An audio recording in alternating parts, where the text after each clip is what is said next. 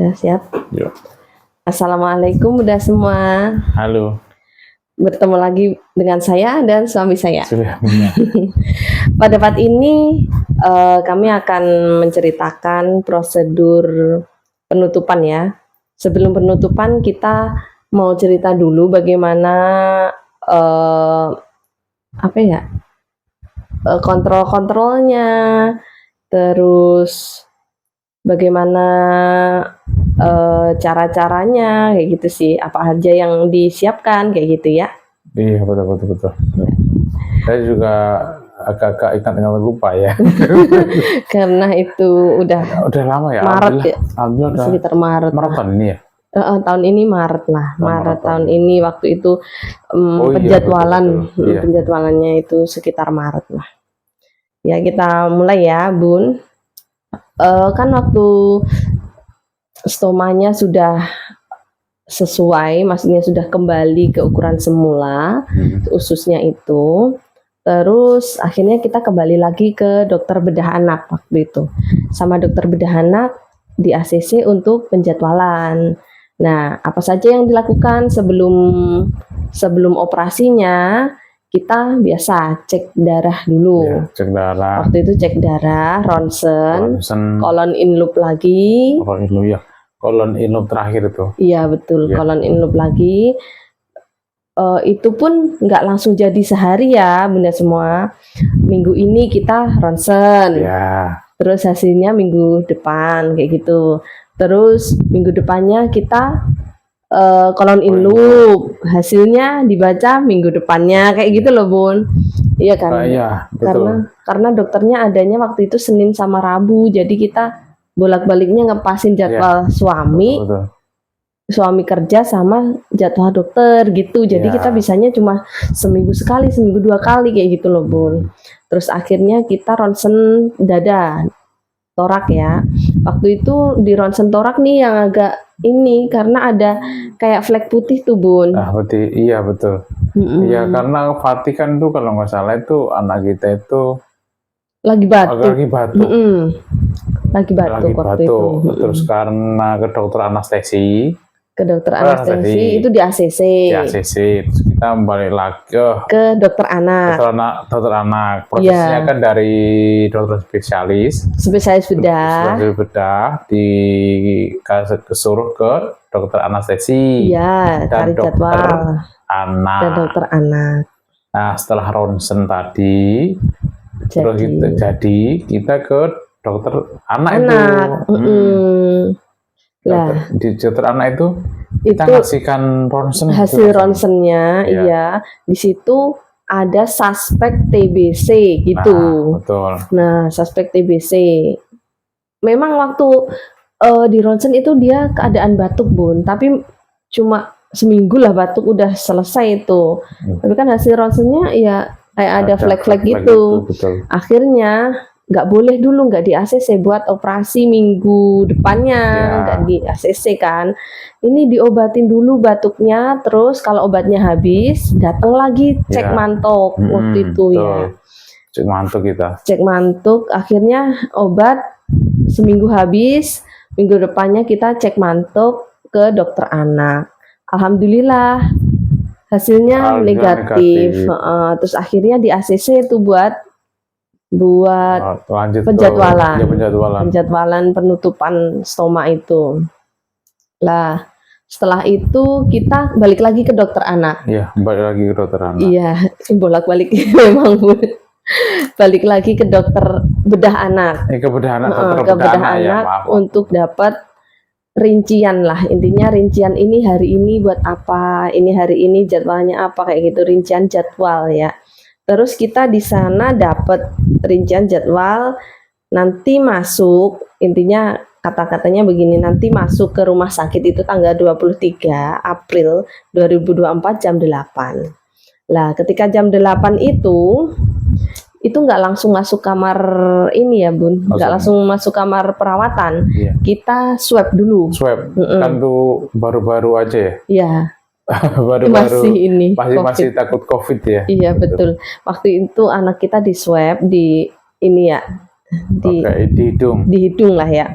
Terus setelah itu hasil swab jadi, kita baru masuk ke ruang perawatan, rawat inap waktu itu. Ya biasalah diinfus, terus dijelas-jelasin rencana tindakan besok tuh apa, kayak gitu ya. Terus hari kedua tanggal 24 April 2024 itu untuk pembersihan usus seperti itu ya. Di sini sih tulisannya evaluasi fekaloma. Jadi intinya tuh membersihkan usus dari feses-feses gitu loh, Bun. Tapi prosedurnya kita nggak tahu pasti bagaimana. Oh, ya sebelum operasi besarnya kita pembersihan dulu di ruang operasi. Di ruang operasi waktu itu. Nah, kita cuma disuruh menyerahkan sabun cair aja. Iya, sabun cair. Kita nggak tahu itu fungsinya buat apa. Iya, betul. Iya, betul. Buat apa itu nggak tahu. Ya, Tindakannya sekitar bentar ya. 40 menitan lah waktu itu. Iya, 40 sampai 1 jam nggak salah. Iya, pokoknya nggak sampai beberapa jam gitu, nggak. Bentar, terus anaknya keluar, itu juga belum sadar penuh ya, terus balik lagi ke ruang perawatan, ke ruang rawat inap. Setelah itu besoknya, nah ini operasi yang besar, operasi penutupan itu yang saya bilang itu namanya operasi Soave. Operasi ini sampai 5 jam, Bun. Dari jam berapa ya? Dari jam 2. Sampai 5 jam.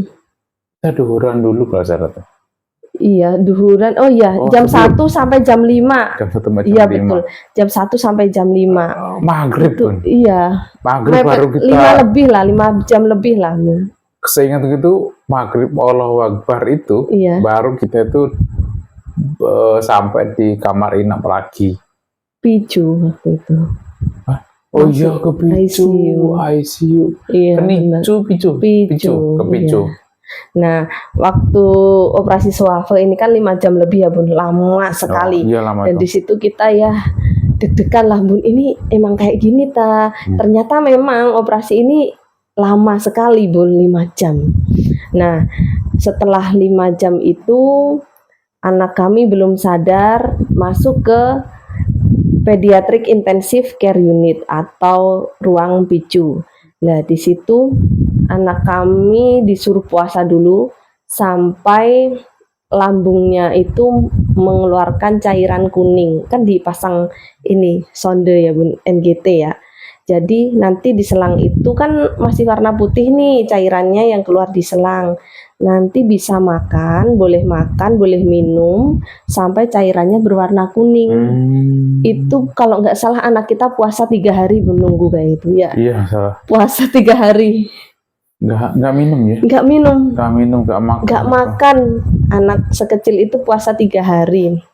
Waktu itu udah ke hari ketiganya kita dipicu di ruangan picu itu udah keluarlah kuning-kuning sedikit cairan dari lambung. Terus saya bilang ke dokternya yang visit, dok ini udah keluar nih cairannya yang kuning, kapan ya boleh minum, boleh makan? Terus dokternya bilang coba aja Bu, nggak apa-apa. Waktu itu saya seneng dong, anak kecil kan haus. Saya coba minum, dikit banget, muntah ternyata. Lambungnya belum bisa menerima, terus perutnya kembung banget. Akhirnya dari situ anak kita udah trauma sama minum. Akhirnya nggak minum juga, nggak mau makan juga. Terus tapi kalau misalkan puasa 3 hari gitu emang lemas apa enggak, Bun? Kalau pada tanya kayak gitu enggak sih, karena di infus juga ya. Iya. Asupannya dari infus itu. Dari infus.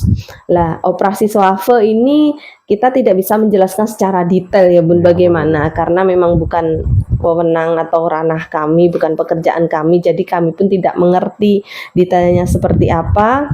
Nah, setelah operasi Soave ini 5 jam ini di kamar picu, itu setelah keluar dari operasi ini ya, itu di anus anak kami tuh ada usus yang keluar gitu. Sekitar 5 sampai 6 cm lah, atau 3 cm lah, Bun, 3 sampai 5 cm lah ya. Itu ada selangnya begitu.